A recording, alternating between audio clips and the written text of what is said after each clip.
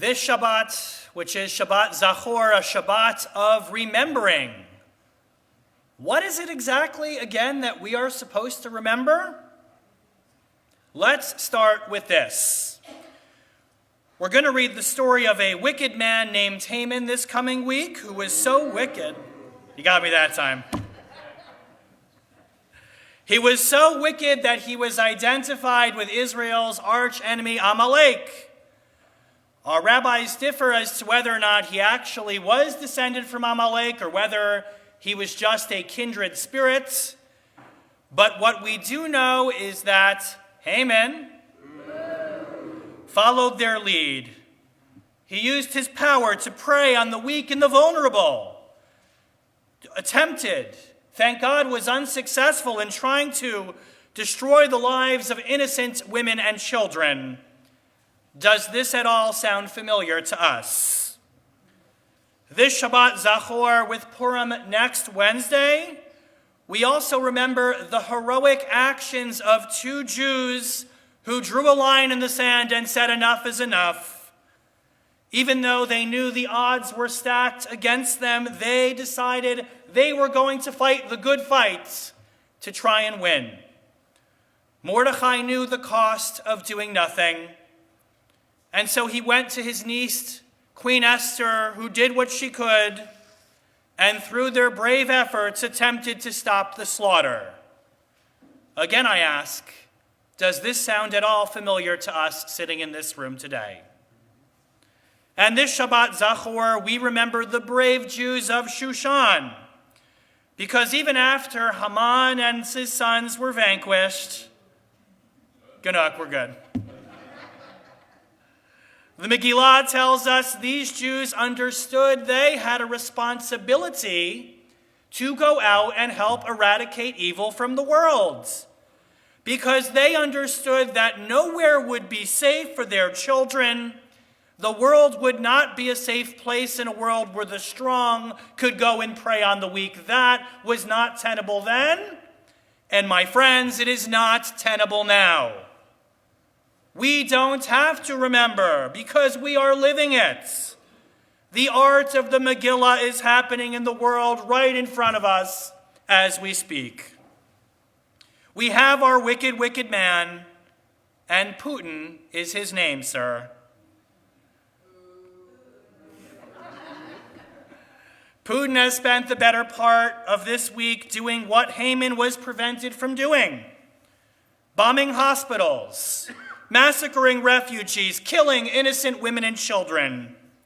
He is a bloody tyrant as cruel as Haman, who has proven himself even more foolish than Achashverosh.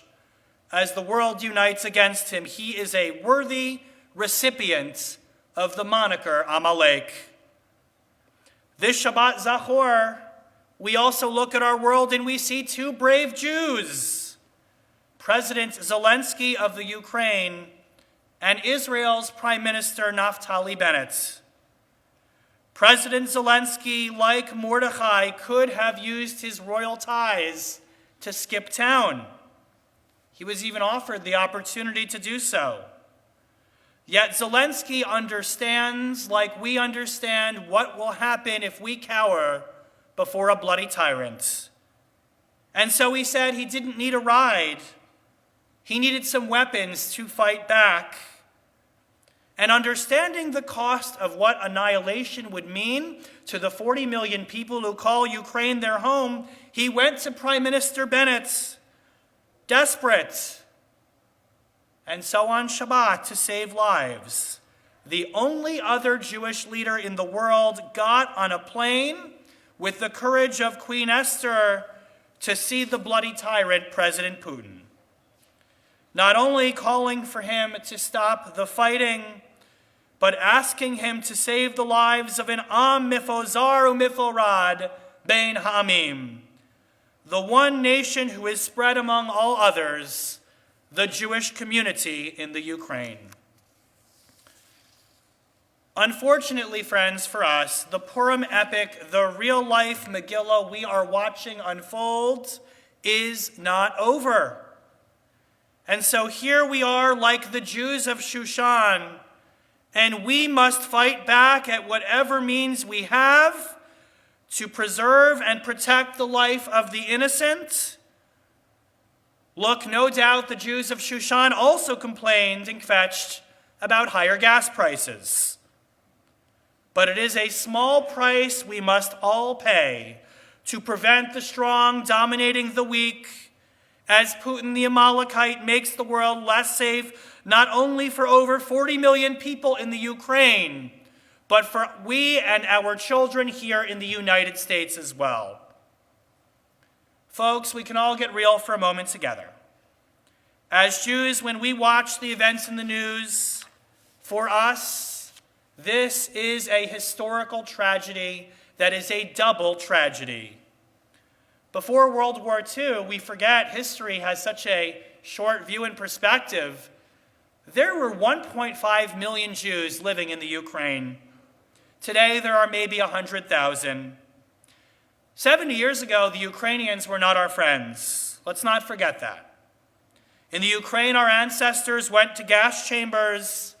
They were massacred in pogroms, or they made the courageous decision to leave. And that's why so many of us are here this morning alive, because of their sacrifice.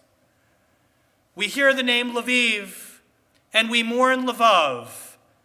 In September of 1939, 200,000 Jews lived in the cosmopolitan, beautiful Jewish community of Lvov. Most were transported to the Belzec concentration camp. They perished there. When we hear about Russian troops entering Chernobyl, we don't just think as Jews about a nuclear catastrophe. We think of Menachem Nahum Twersky, a disciple of the Baal Shem Tov himself, who taught Torah in Chernobyl, taking the name Rabbi Menachem Nahum Twersky of Chernobyl, which makes today, now, what we are seeing, the second tragedy in a story of a Megillah that is the modern post-Soviet Ukraine. Miraculously, over 70% of that country voted for a Jewish president. Together, we watched over the past 30 years as a once decimated Jewish community was being reborn from the ashes. Now it's falling apart. All of it. A Hillel, a Camp Ramah, Jewish day schools, youth groups, religious schools run by our Schechter Institute in Jerusalem. Echa Yashva Badad. I feel a little bit like I'm watching the destruction of Jerusalem from afar. A new, a thriving democracy, nearly gone from the earth. This week I was on a call with the Jewish National Fund. Many of you may know that the Jewish National Fund doesn't just plant trees in Israel anymore. They build infrastructure for new neighborhoods in the south and in the north of Israel. They are now predicting the largest aliyah in over 30 years because of the humanitarian crisis, including, by the way, Jews from Russia who no longer feel safe staying there anymore. I received another email from Birthright Atlanta about a Ukrainian group of young adults. They were on Birthright. Can you imagine? Birthright trip from the Ukraine. Who would have thought 70 years ago? They don't have anywhere to go. They're staying in Israel because they have nowhere home to go anymore. It's no longer safe.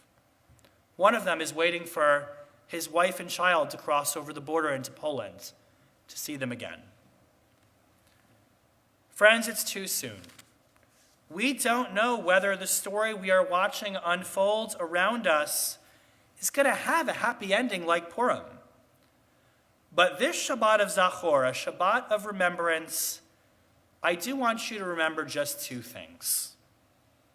First, in closing the lesson of Kohelet, Ein Chadash Tachat Hashamesh. There is nothing new when it comes to history under the sun. We Jews, looking at the Purim story, know this better than anyone. Shabbat Zachor, we remember the cast of characters will change. Haman can become Putin, Mordechai, Zelensky, Esther, Bennett. But as Tom Friedman reminded us in a series of New York Times over the course of this week, history always repeats. This isn't even the first time that a Russian czar has tried to go to war to claim territory. It's definitely not the first time that a stronger power has tried to dominate a weaker one. Yes, Friedman points out it hasn't happened in a while, and so we forgot about it, that this happens. Folks, we can't forget about it ever again anymore.